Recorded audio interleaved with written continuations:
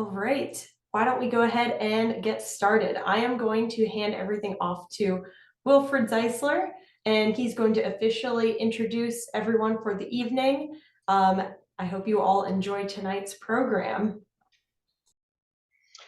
Well, thank you, Katie. Good evening, everyone. It's a great pleasure to be with you tonight. My name is Wilfred Zeisler. I'm the Deputy Director and Chief Curator here at Hillwood, and I use the pronouns he and him. As we begin, I would like to take a moment to gratefully acknowledge the Nakochank, also documented as the Anacostia, the Piscataway, and the Pamunkey. These are the native peoples on whose ancestral lands Hillwood stands, as well as the diverse and vibrant native communities who make their homes near us today. I want first to share a few reminders about how tonight's virtual lecture will work. Your cameras and microphones are off, so please make yourself comfortable. Please also submit any question you have using the Q&A function as they cross your mind. We will get to as many questions as we can at the end of the presentation. Our current exhibition on view here at Hillwood is Glass Art Beauty Design. The exhibition highlights Marjorie Post, our founder, glass collection here at Hillwood, featuring a range of styles and techniques while placing this historic creation in dialogue with outstanding contemporary artworks. Our full lecture series is all about the glass exhibition currently on view and highlighting the artists behind these contemporary pieces. Among them, of course, our guest tonight, Beth Lipman. Next week, our glass series continues with a conversation with Joyce J. Scott and Tip Tate on October 17, and wraps up on October 25th with a lecture from me exploring the fascinating stories behind Marjorie Post's glass historic collection. You can learn more about this program, but also what's happening here at Hillwood by visiting our website, hillwoodmuseum.org. And for those of you who are not members yet, please do so that you can enjoy our benefits.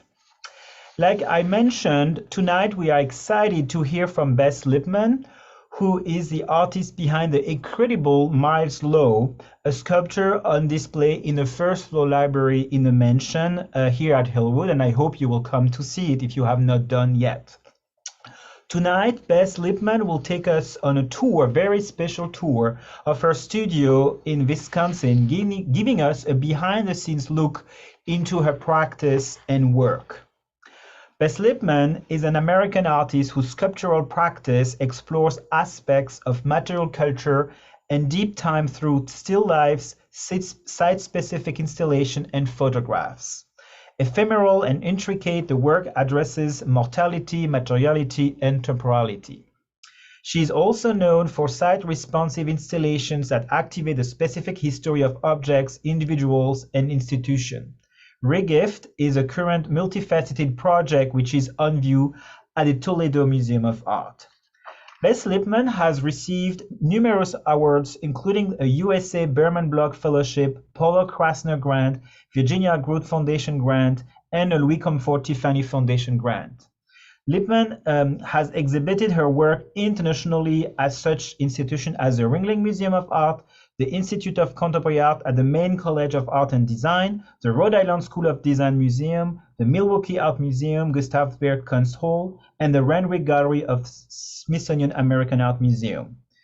Beth Lipman's work has been acquired by numerous museums, including the North Carolina Museum of Art, the Brooklyn Museum of Art, the Kemper Museum for Contemporary Art, the Smithsonian American Art Museum, the Jewish Museum, the Norton Museum of Art, and the Corning Museum of Glass. Please join me in welcoming Beth Lipman tonight. Thank you very much.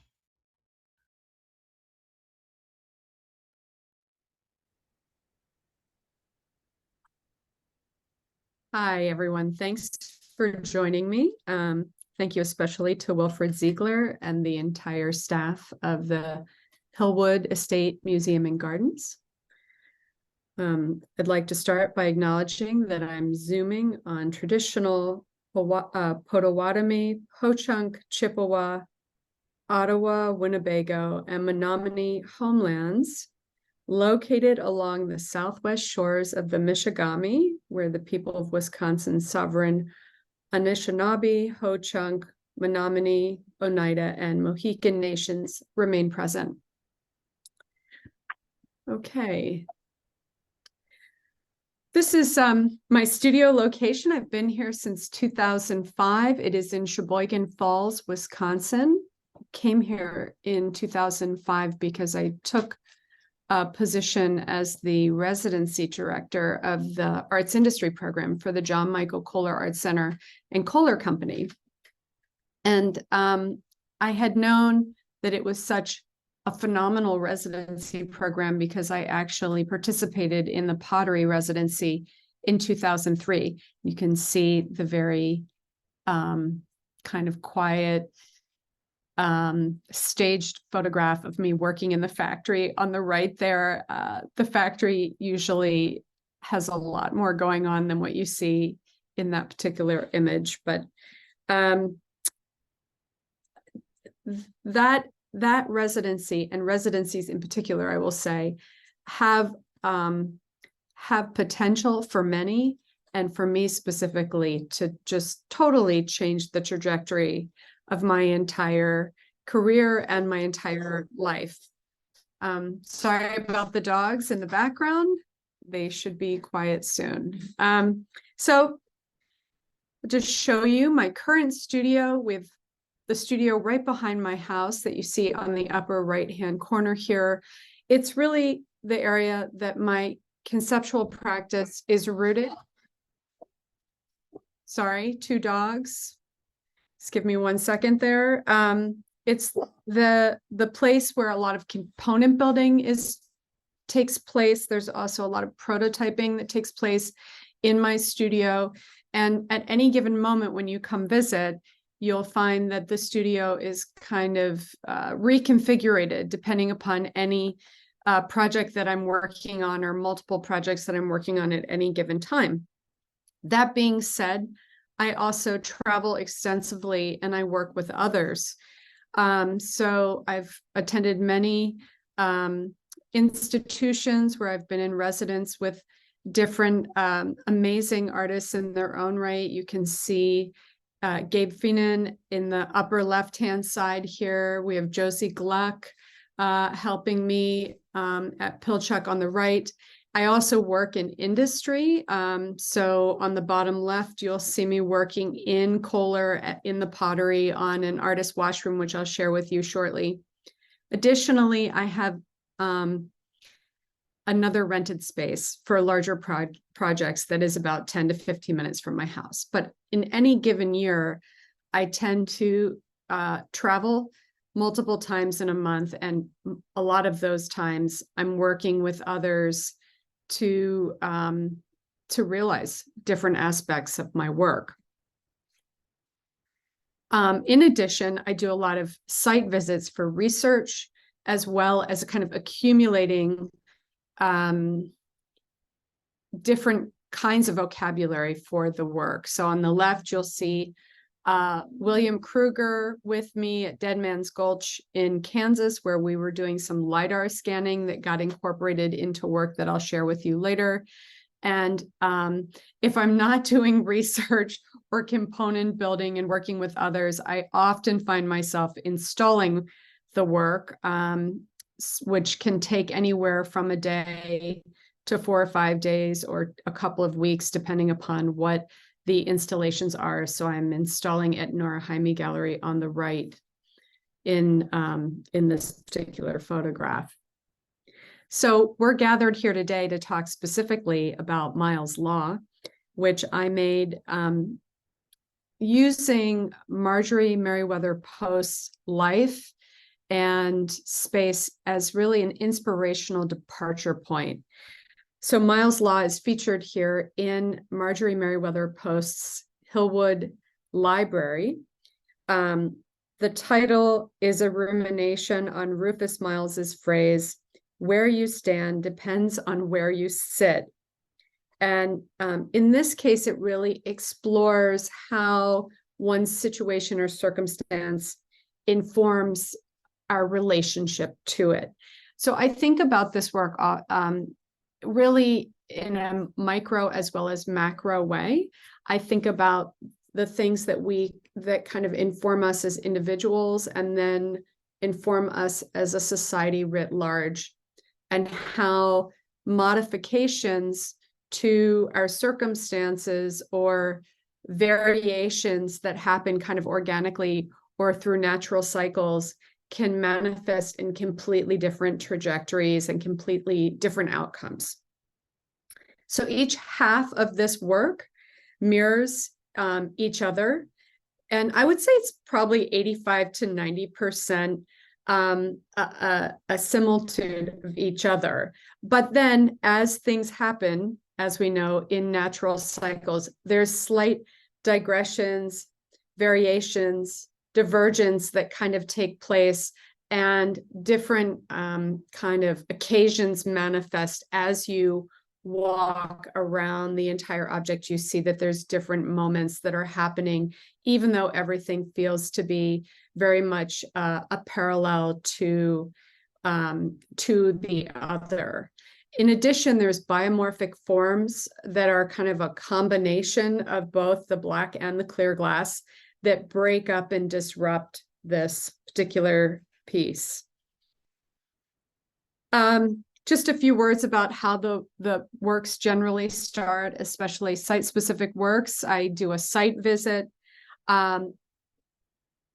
There's a lot of time spent in these site visits where I'm taking in information, I'm taking in place, a sense of place. I'm also doing active research. I'm thinking about the history. I'm also paying attention to occurrences that may be arbitrary while I'm in the space, things that are kind of happening around me. They all get filtered into my understanding of space as essentially a guest or an outsider or visitor. Additionally, I take copious photographs, which you'll see here, of objects that could potentially become like a facsimile and incorporated into particular installations. And it becomes a part of this larger vocabulary. A lot of times the vocabulary of objects that are found in these still lives are a combination of this kind of distillation of material culture that is found on site, in addition to things that had come before in my studio practice or things that I'm thinking about in the future. So dealing with this kind of temporality and capturing a moment in time in a process more so than being a technical virtuoso, creating something in a perfect image. So I'm really thinking about each piece being a recording of my understanding and also capturing a moment in time. So you can see some of the objects that actually, if you were on site, and I hope you will be at some point before the exhibition is deinstalled, you'll see references to all of these different objects within Miles' law. My work has always alluded to or referred to domestic interiors. It always uses furniture. I'm really interested in these kind of intimate spaces, these non-sterile spaces, spaces that are not kind of publicly hierarchical. These are just some of the process shots of Miles' law in my studio. I always start to build these compositions on a template. And then every time the work is installed, it's just slightly different. So once again, these variations that inform the whole and actually create a living, continual thread in the work. So some of the other works that have come before that I believe definitely inform these kinds of manifestations that I'm doing now in my practice, these laid tables and response to domesticity, interiors. It's always in my mind also about a suggestion of the individual or a suggestion of the society that they've lived in, but really essentially their absence. So the objects themselves become surrogates for individuals or several different people or a grouping of family, etc. You're looking at After You're Gone. This was inspired by Charles Pendleton House at the RISD Museum. It was installed in 2008. And the Pendleton House was, even though it appears to be a domestic interior, if you've been to the RISD Museum's Charles Pendleton House, it is actually a completely artificial construct in that the entire home was really built to present and glorify his Deck Arts collection. And so I'm really interested in these kind of constructed belief systems, the appearance of things that are, that appear in one way, but really are completely a construct talking about something else.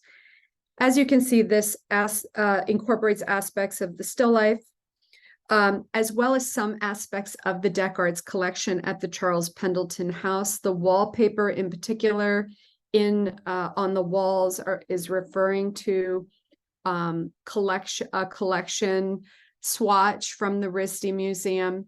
And in particular, what I'd like you to take a look at is the love seat in the background of After You're Gone. That love seat is a replica of a love seat that was a replica of a chair that was one of Pendleton's most prized possessions. And so that chair is just, now we're talking about really 15 years ago. It's one way of kind of anchoring the potential of a symbolic analogy for life process, natural cycles, the body politic, all within these kind of domesticated objects. Okay, so we're going to go on to another piece that has some reference. This is Sideboard with Blue China. This directly investigates the human condition head on, which is kind of a pun when you're thinking about this. It's actually an altarpiece that is a composite of human organs with objects that we consume as individuals. So it's really an altar that is made that explores the kind of fragility of the body, the corporal body. As you may know, sideboards are quite performative pieces of furniture. They're used to carve the turkey or to provide, to show the abundance of what we are bringing to the table. And they're relatively non-functional. Their shelving is very shallow. It really is about that performance. So this piece turns on its end this idea of consuming and thinking about ways that we kind of divide and conquer and separate the cerebral from the body. So you have hands, brains, lungs, heart, organs, stomach, all genitalia, all kind of represented alongside very kind of classical still life iconography, like there's a dog for loyalty on the left. We've got fish, we've got flora, and so it's just a way of really complicating, I will say, complicating the narrative of the way we think about the objects and our entanglements with them. Okay, we have moved on now to One Portrait of One Man, once again, using this idea of furniture and also the domestic to really explore aspects of individuals. What you're looking at here in One Portrait of One Man is kind of my understanding of an embodiment of Marston Hartley. Marston Hartley's painting, One Portrait of One Woman, is actually embedded into one portrait of one man. So that's his actual symbolic portrait of Gertrude Stein. So this piece for me is very much about the joining of Gertrude Stein, Marsden Hartley, and myself in a kind of a three-way dialogue here.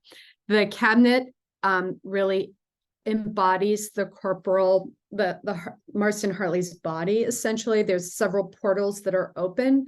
Much of it is so contained that you cannot see what's going on within the cabinet, but there are objects that relate to Hartley's life, things that have shape that kind of symbolize the way that his life unfolded and the way that it was contorted around. He was born, he kind of straddled both world wars, and that very much informed him. Also, his life as a gay man in the United States as well as abroad, and the way he had to contort around that.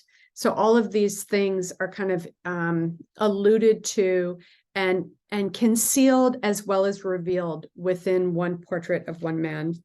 It really does offer rumination of presence and absence, though. These are just the mementos that are left behind. What can we glean from all the objects that we leave behind? A word about the drawing that kind of halos over the painting as well as the cabinet. That is an aerial view on the bottom of No Man's Land from World War I, where both combatants could never kind of cross over those lines without being completely demolished. We have here Gertrude Stein on the left and Marsden Hartley on the right, amazing modernists that were deeply influential to me at different points in my research. Additionally, in my practice, so I have these moments, all the work is really anchored in trying to understand the moment that we're in right now. And as you saw, I'm kind of dipping into different aspects of history. And in 2006, I started really thinking about history in a much broader sense. So I started to really zoom out and think about prehistory, pre-human history, and also maybe post-human history, thinking about ways of locating where we're at now in relation to this anthropocentric time that we're in. So what you're looking at is laid timetable with cycads.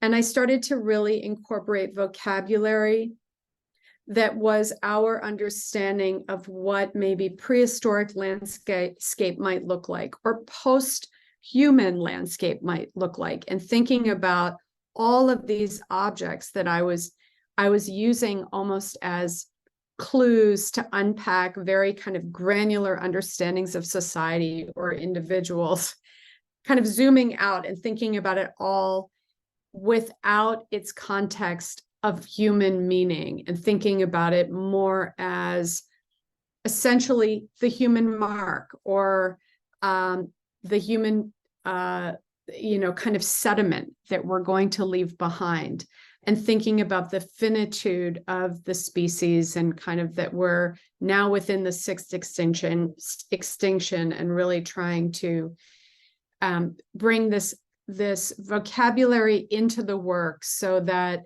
people can start to think more about deep time, our place in it, our the kind of responsibility perhaps that we may have as humans, and when we're thinking about being on the earth, and then this kind of fleetingness of time in relation to the human lifespan.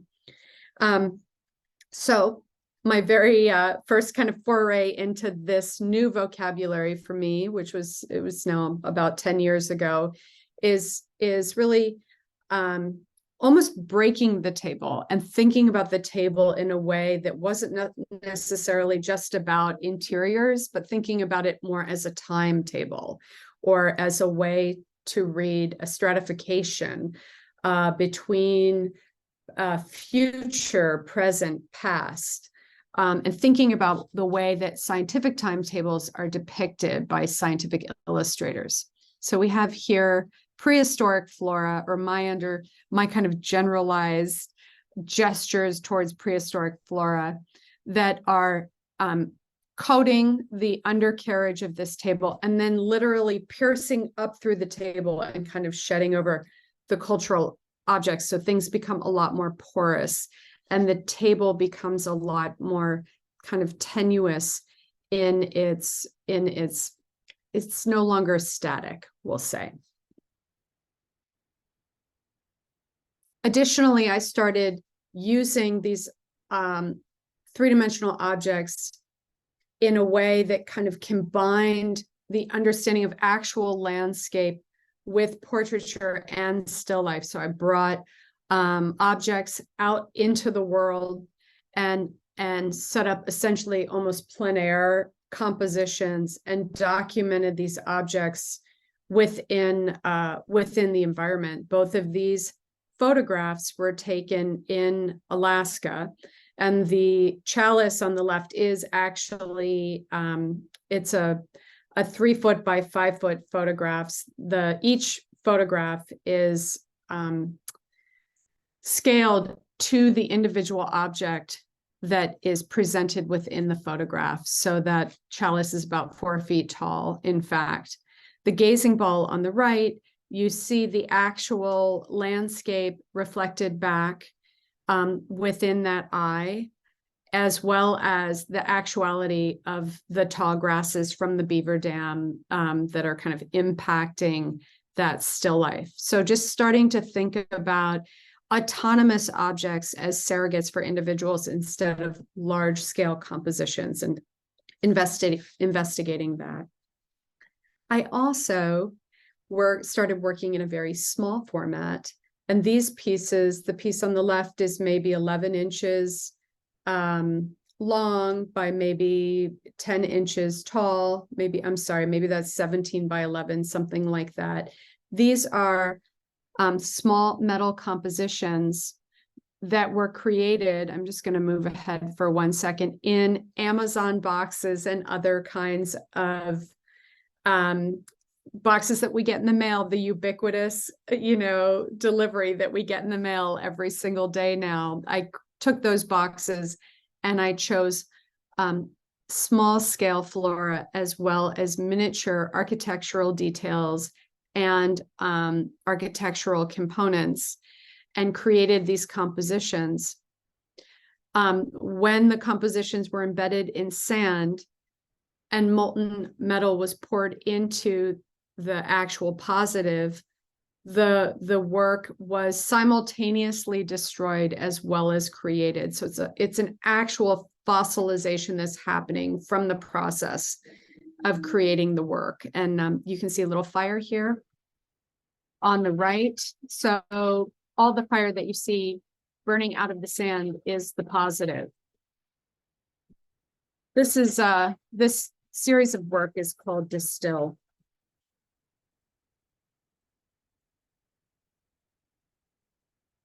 Okay. Another kind of, we'll say, facet of focusing on ourselves in relationship to the environment manifested during an artist-made washroom that I made for Art Preserve in Kohler, which holds the John Michael Kohler Arts Center's 35 artist-built environments. So the majority of their permanent collection, which is kind of vast, is now housed in Art Preserve. Wild Matter, which is the washroom that you see here on the left, is really providing a conceptual bridge between this idea of preservation of cultural collections with the preservation of the immediate ecological environment that we surround ourselves in. It is hyper local.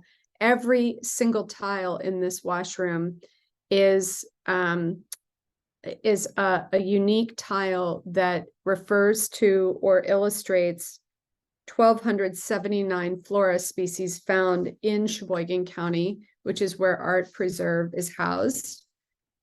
And I really wanted to refer to this transitional time that we find ourselves in. So instead of, representing through cultural objects as well as prehistoric landscape, the viewer or the visitor ourselves become that linchpin. When you walk into this washroom, you are surrounded by the landscape. Additionally, there are enclosed vignettes within every stall in the washroom that depict an herbarium specimen sheet from the University of Wisconsin-Madison's herbarium. Each of those specimen sheets depict a flora that is no longer found in Sheboygan, whether it's extirpated or extinct. And I have a video to show you about this as well to the right, so you can kind of see how it unfolds. Additionally, every tile, as you go back into that space, starts to bleach out and become more and more removed from what you're seeing. So your kind of use of this washroom unfolds the narrative within it. And the fixtures in the washroom, the lavatories, the toilets, have a waste lab glaze, which is a recycled glaze that has been fired onto the surfaces of the sinks and the toilet after the sinks and toilets have been used. So you really see the impact of water, you see the impact of human kind of recorded in this permanent glaze application. So just another way of thinking about exploring our print, our mark on nature. So interesting thing, I was doing this work alongside another work, and both of this work and the next work I'm going to share with you is really about sourcing from our collective digital efforts. I'm very, very interested in the digital revolution that we're living through.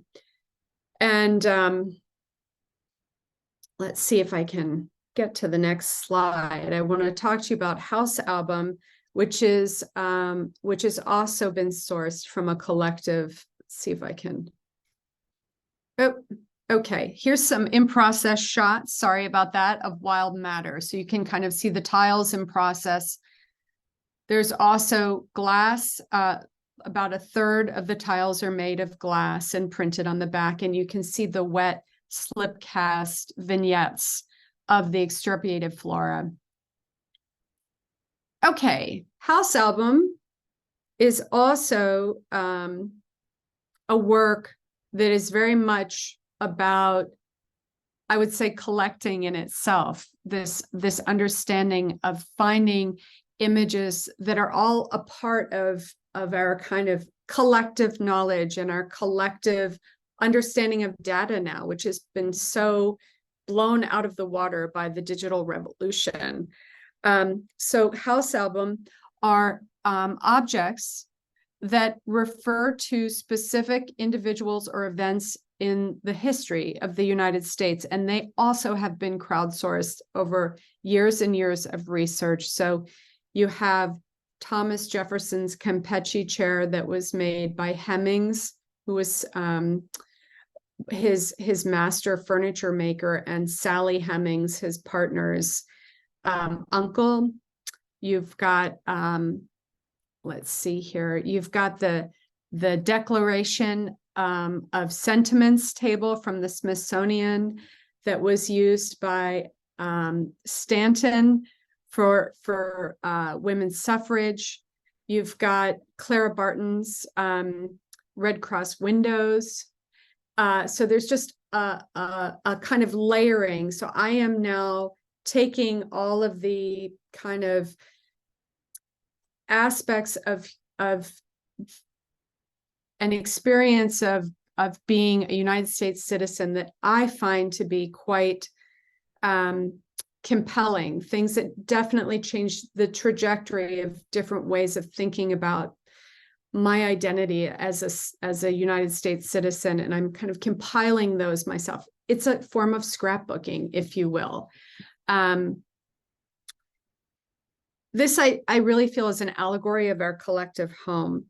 The concept is generated from two different Victorian traditions. One is actual house album scrapbooking that Victorian women and children used to process the last age of a deluge of information, which actually happened in print.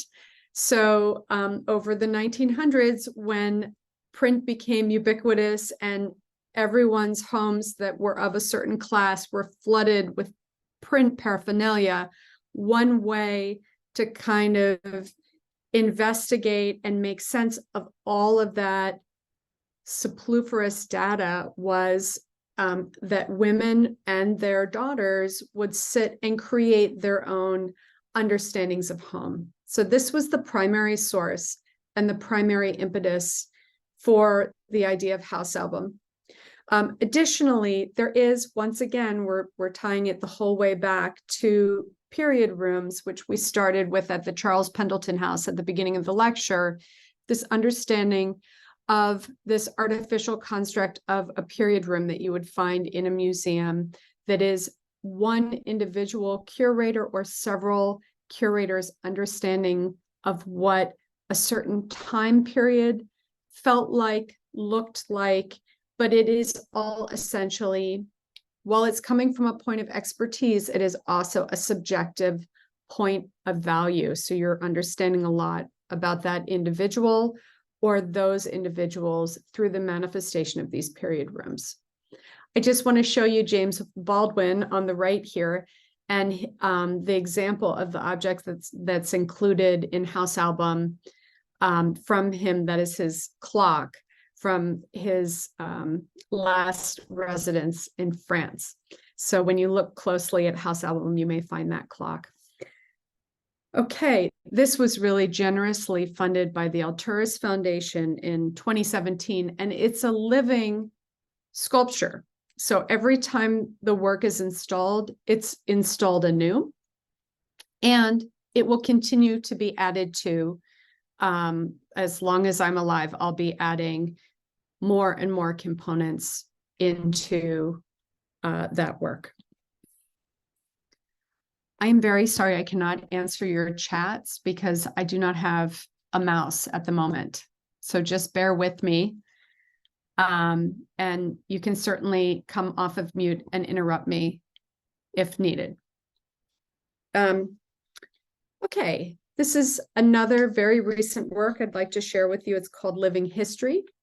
It's a large-scale site-specific sculpture that explores both aspects of deep maps and deep time. So once again, we have this kind of overlay of cultural detritus on the top. The undercarriage are they are literal kind of three-dimensionally created renderings of rock formations found in the tall grass prairie, which is actually, I showed you an image of myself with William at Dead Man's Gulch at the beginning of the lecture. So we were capturing that information with LiDAR scans, and then that information became the skeletons that informed the rock formations that encrust the undercarriage of Living History. Living History hangs in the foyer of the Wichita Art Museum. The barber poles that you see that are kind of piercing through the form refer to permanent collection objects that they have there. They also become very much about the body and architecture. There's also other aspects of things that encrust the surface that refer to not just the permanent collection of the Wichita Art Museum, but also its immediate surroundings, the things that kind of become a very obvious and not so obvious fabric of the city proper as well as the region. It really investigates our impact in the world as well as combining this kind of hyper locality with the rock formations that are found just about 30 miles away from Wichita. Okay, let's see here. I might have some. So we have Louise Nevelson's Night Sun on the left. There's aspects of that work that are found in living history. There's also Derek Porter's Light Field that is found in front of the museum. And aspects of that light field are actually embedded into the sculpture in the foyer. So there's a transitional moment that happens where you're looking at multiple different depictions of these kind of light posts. Here's the Tallgrass Prairie Preserve, found very close to the Wichita Art Museum. And once again, the Dead Man's Gulch, where we took the scans and the kind of manifestation that happened with the rock formations on the undercarriage. Another work I recently completed is entitled Regift, and it's a multifaceted project for the Toledo Museum of Art. It is an installation, it's a video, and it's educational programming that kind of reinvigorates the City Beautiful movement, which Florence Scott Libby, one of the co-founders that you see on the left, was really instrumental in activating in the city proper. Regift accentuates the impact of Florence Scott Libby. She was always, I think, slightly overshadowed by Edward Drummond Libby, her husband. And it poses questions about the subjectivity of our perception of value and how value kind of changes over time. So the installation that I created, which may not be a huge surprise to you at this point in time in the lecture, really alludes to Florence Scott Libby, primarily also her husband, but through the use of an interior and objects. The only image of their house that remains from the time that they were living there is through this illustrated book plate that the Libbys commissioned. It turns out that this book plate is actually the view from their front door. Florence Scott Libby was deeply private. She basically had all of her correspondence and photographs destroyed at the time of her death. So this is the only remaining image.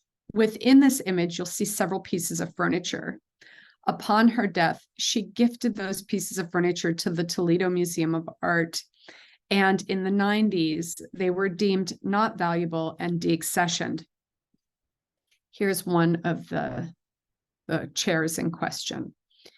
So I chose to kind of continue the narrative of the founder and to bring her contributions to the attention of the greater public by creating Regift. So this is the installation portion of Regift, and it basically took that book plate and created a diorama that's about 75% to life scale of the foyer of their home.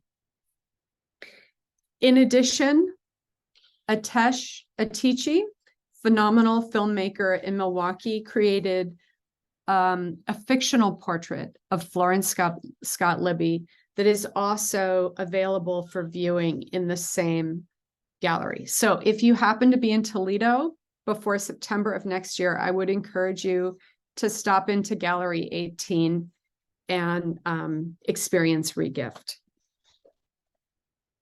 This is what my studio looks like at this very moment. These kind of, I would say, curious looking metal and wood armatures that you see hanging from the ceiling are about to be encased, and they are working towards a piece called One Self I Sing, which is going to be a large-scale permanent hanging installation at the Muskegon Museum of Art. I'm really thinking about this as almost an exploded or an expanded still life.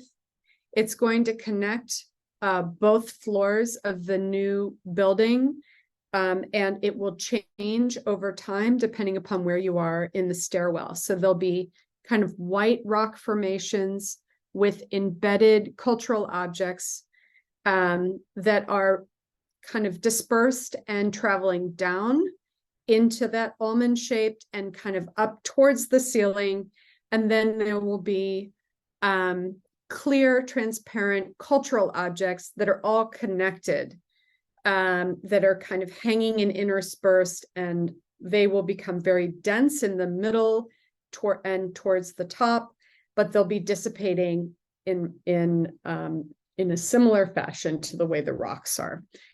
Have a little.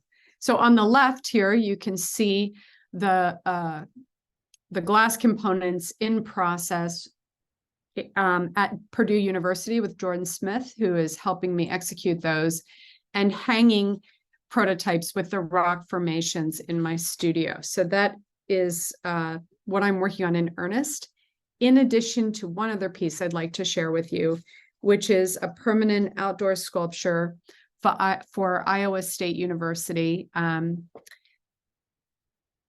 My working title is Bale, but I think it's a little bit, it's not quite right.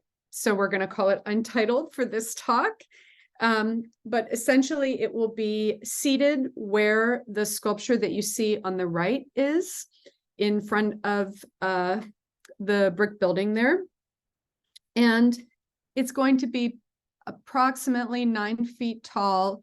It will refer to round hay bales, which the innovation creating the baler, the round hay baler, came from Iowa State University. So I kind of use this understanding of gathering, wrapping, collecting, and the kind of motion of the bale to think about encapsulating all of these different moments in ISU's history, and also thinking about what could possibly come down the future. So they have this tremendous kind of history in engineering, agricultural industry, medicine, statistical analysis. There's so many different chemistry, the sciences. There's so many different ways that ISU has kind of impacted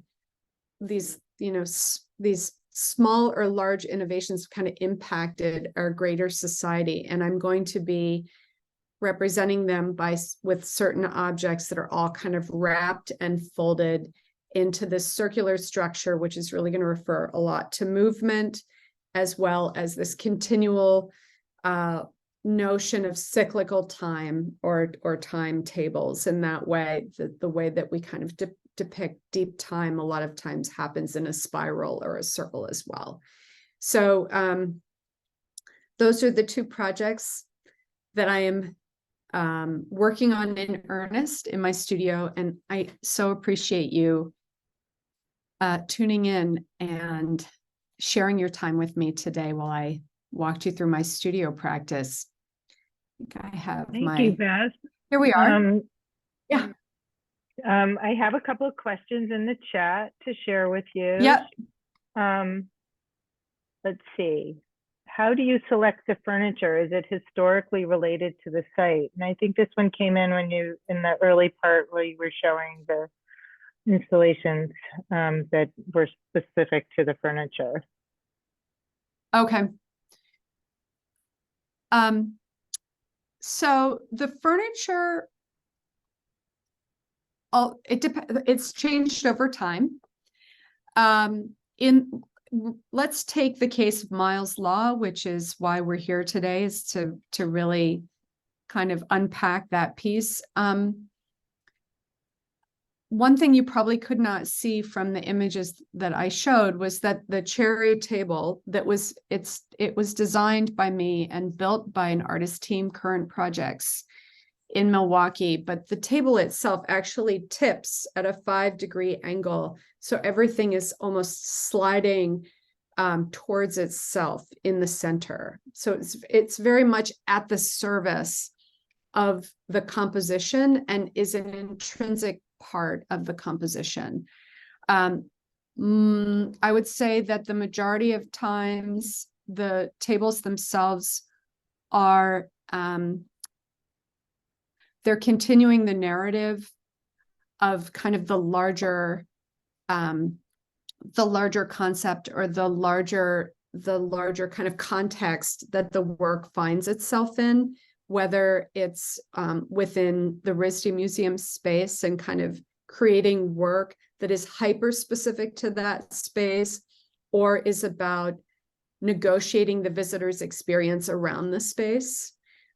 Some things are very specific and other things are more of a kind of a generalized approach to using the furniture, knowing that there's inherent kind of, biomorphic known ways that we think about furniture. The furniture is solely made for the purpose of the human body, right? For the most part. I mean, there's deviations that go this way and that, but essentially when you look at the history of the human body, it's about controlling the body or about enabling a function of the body. So within that, I kind of start to stretch the preconceptions we have about what that piece of furniture does, how it brings us to the table or contorts us, or controls the way that we walk through a space, invites or repels us, or presents a certain status, or an emotional moment within a space, right? All of these things provides a way of subverting an action that we're not even aware of. That explains quite a bit. And furniture's always been a big part of, what you're known for. So knowing a little more about how you come about designing the piece Miles Law, that was very helpful. The other question that came in is, do you recycle individual pieces by using them in multiple installations? I rarely recycle work components from one installation to another, unless it's something that becomes a part of the concept. One of the ways that I really enjoy thinking about this, like every time that I would say I do have an opportunity to reuse an object, which does not happen very often, I find it really interesting because it brings me into these analogous moments of like reincarnation, or the kind of inanimate histories that are surrounding us of all times that, like our objects obviously are going to outlive us. So just thinking about mortality and kind of the perpetuity of life through objects, if you will. So when I use objects more than once, it is to service that kind of investigation. So I think that covers most of the questions related to Miles Law. And I thought if you can go back to that first image and of Miles Law that you have in your PowerPoint, we can sort of tie things up here and the recording. I'm just trying to think about the best way of doing that besides blindsiding everyone, just going back through. Should I just reverse, or should I exit out, you think? I think you could exit out, and that could be fine too. Yeah, I think that's probably the better way of doing it here.